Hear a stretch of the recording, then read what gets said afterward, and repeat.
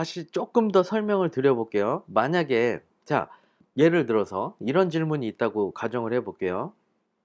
유산소 운동을 운동 전에 하는 게 더 좋을까요? 운동 후에 하는 게 더 좋을까요? 여기서 이야기하는 운동은 웨이트 트레이닝을 이야기하는 거예요. 바디빌딩식의 그 헬스 운동 전에 하는 게 좋을까요? 후에 하는 게 체지방 감량에 더 좋을까요? 이렇게 질문을 던졌다고 쳤을 때 여러분들은 어떻게 대답을 하시겠어요? 번외 질문으로 이런 질문을 받을 수도 있는 거예요, 그냥. 음. 책에 안 나와 있어도. 그럼 여러분들이 갖고 있는 그냥 소견을 이야기하시면 되는 거예요. 이게 정답이 어딨어요. 운동 전에 하는 게 체지방 감량에 더 좋다라고 생각하는 거에 그런 의견을 갖고 있다면 왜 그렇게 생각하는지에 대한 여러분의 의견을 이야기하시면 되는 거예요. 아니면 저항 운동 후에 유산소 운동하는 게 더 효과적이다라고 생각을 하면 왜 그렇게 생각하는지를 이야기하시면 되는 거예요. 이해되셨나요? 생리학적으로 봤을 때 수많은 연구에서는 저항 운동 전에 유산소성 운동을 했을 경우에 효과가 더 높다, 체지방 감량에 더 도움이 된다라는 연구가 굉장히 많이 있습니다. 뭐 생리학적인 그 내용들을 막 설명드리긴 굉장히 복잡한데 그런 논문들이 굉장히 또 많아요. 그리고 지배적인 또 의견이 이것도 뭐 나름 생리학적인 건데 탄수화물 에너지를 먼저 사용을 하고 저항 운동으로 그 다음에 체지방 감량을 위한 유산소성 운동을 그 뒤쪽으로 배치해서 하는 게 탄수화물 에너지가 고갈된 후에 더 이상 에너지원 조달할 게 좀 적어졌을 때 그때 체지방을 더 많이 끌어다 쓰게 된다. 그렇기 때문에 유산소 운동을 저항 운동 후에 하는 게 더 좋다라는 의견도 정통적으로 굉장히 높아요. 이 의견도.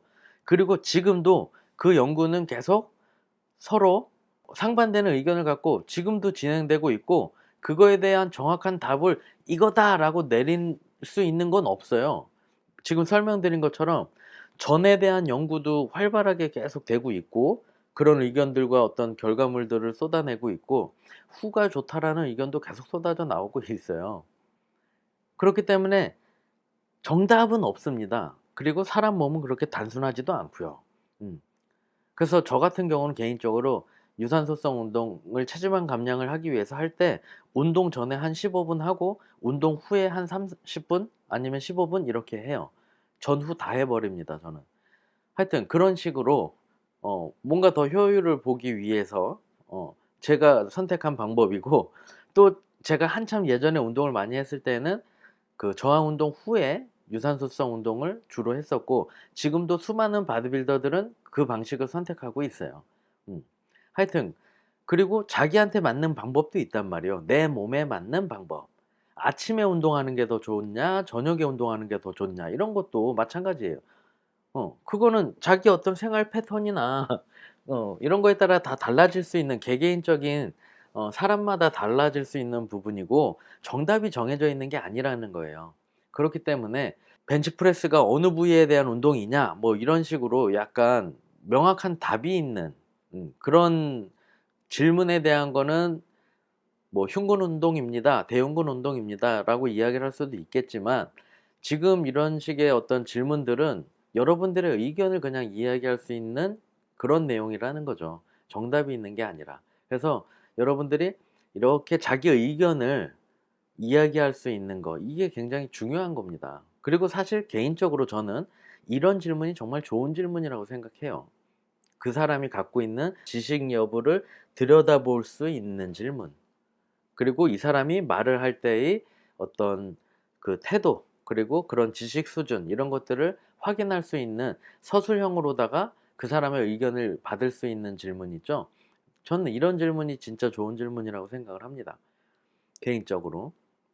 하여튼 그래서 여러분들이 개인적인 의견 그런 소견을 이야기할 수 있는 거 그게 굉장히 중요하다라고 저는 생각을 하고 여러분들도 정답을 찾으려고 하시기보다는 여러분들의 의견을 소신껏 이야기를 하실 수 있었으면 좋겠어요.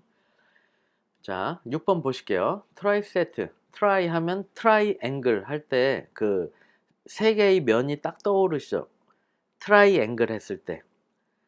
그거랑 똑같아요. 트라이 세트는 세 가지예요. 그러니까 한 근육 부위에 대해서 세 가지 운동을 쉬지 않고 연속으로 실시하는 그런 방법을 한 세트로 묶어서 표시하는 트레이닝 방법인 거죠.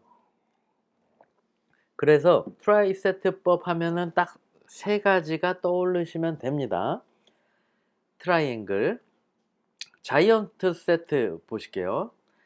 네 가지 이상의 운동을 한 세트로 묶어서 쉬지 않고 연속으로 실시하는 고강도 운동 그 세트 방법이죠. 사실 컴파운드 세트도 굉장히 힘들고요. 슈퍼 세트도 힘듭니다. 트라이 세트 말할 것도 없죠. 자이언트 세트는 죽음이에요, 정말. 그래서 굉장한 어떤 그 정상급 바디빌더들도 자이언트 세트를 그렇게 잘 하지 않아요. 다 뭐 슈퍼 세트, 컴파운드 세트, 뭐 정말 많이 해도 트라이 세트 정도의 테크닉을 사용하지, 자이언트 세트는 너무 힘들기 때문에 잘 사용하지 못합니다.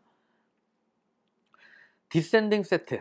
디센딩 세트는 예전에도 잘 나왔었던 질문인데, 무게를 점점 낮추어서 진행하는 그런 운동 방법이다, 이렇게 되어 있죠. 근데 여러분들이 이해하기 쉽게 생각을 하시면 피라미드 세트법을 반대로 하는 운동법이라고 생각하시면 돼요. 문제는 뭐냐면 디센딩 세트랑 드롭 세트랑 혼용되어서 현장에서 많이 사용이 되어지고 있다라는 거고, 디센딩이라는 표현을 사실 현장에서 일하는 트레이너들은 잘 사용하지 않아요. 드롭 세트라는 거를 사용을 하지 주로. 그리고 드롭 세트라는 표현을 전 디센딩이라는 표현을 현장에서 지금까지 들어본 적이 없어요. 다 드롭이라고 사용을 해요. 그래서 이게 그냥 혼용되어지는 그런 개념이 좀 되어버린 게 있죠.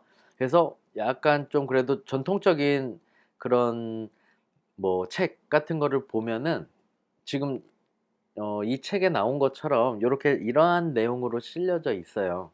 그래서 디센딩 세트법은 피라미드 세트법을 반대로 하는 것 정도로 이해를 좀 갖고 계시면 되고, 중요한 거는 여러분들이 헷갈리실 수 있는데 여기에 이렇게 써 있기 때문에 15에서 20% 가량을 그 중량을 줄여서 이제 하는 운동 방법이라고 이제 돼 있고, 밑에 보면 드롭 세트가 그 무게를 30% 가량 줄여서 운동하는 거라고 되어 있으니까, 그럼 20%는 디센딩이고 30%는 드롭 세트구나, 뭐 이렇게 생각하실 수도 있단 말이에요. 근데 그게 아니라 이것도 마찬가지로 그냥 책마다 다르게 표현되어 있는 방법이에요. 그냥 어떤 책에는 뭐 15에서 20%로다가 중량을 점점점 낮춰가면서 운동하는 거를 드롭 세트라고 한다, 이렇게 되어 있고, 또 어떤 책은 15에서 30% 가량 또는 30% 가량 이하로 줄여서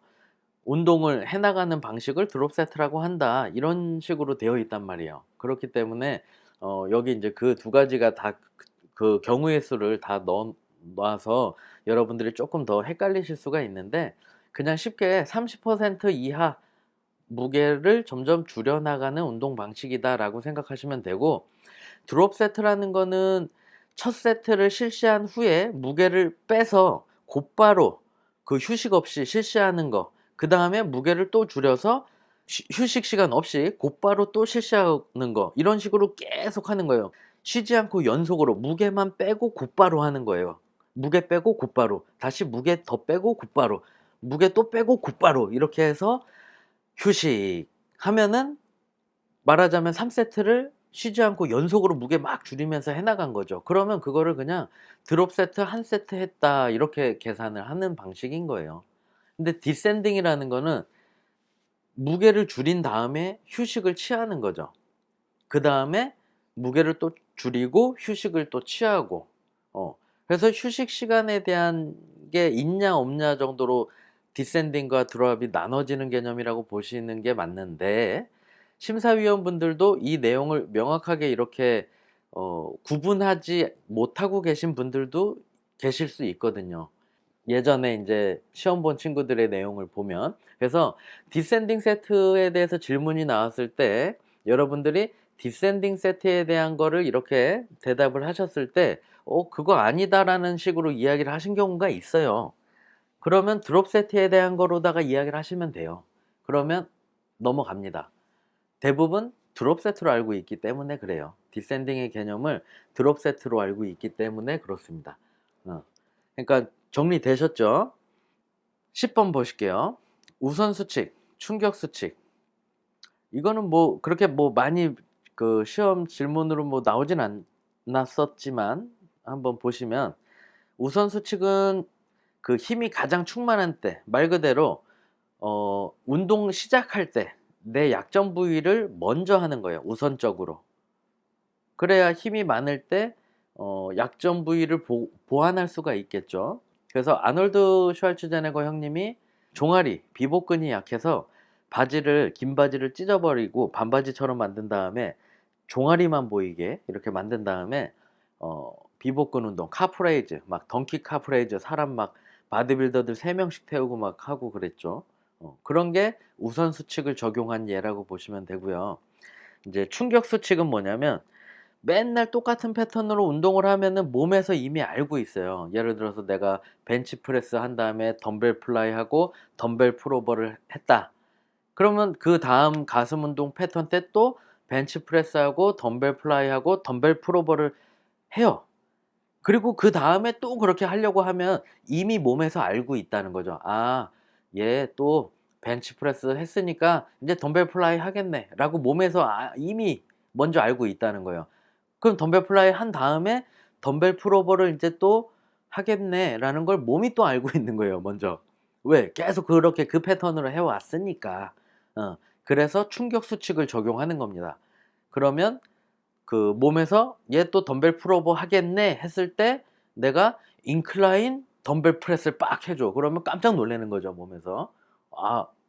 이런 걸 하네? 이러면서 신선한 자극이 빡 들어오는 거죠. 그래서 더 빠른 그런 발달을 깨할 수가 있는 거예요. 패턴에 적용되어서 매너리즘에 빠지지 않을 수 있게끔 변화를 주는 거죠. 충격을 주는 거죠. 그게 말 그대로 충격 수칙이라고 보시면 됩니다. 그래서 지금까지 본 부분 다시 한번 썸머리 해드리면, 전년도에 문제 나왔었던 거 1번 트레이닝의 원리, 그리고 2번 점진적 과부하의 원리, 그리고 3번 피라미드 세트, 그리고 4번, 5번, 6번, 7번, 8번, 9번까지 다 전년도에 문제가 나왔었던 부분이에요. 특히 많이 나온 건 슈퍼 세트랑 트라이 세트, 디센딩 세트, 드롭 세트, 이렇게 더 많이 빈출이 되었었습니다.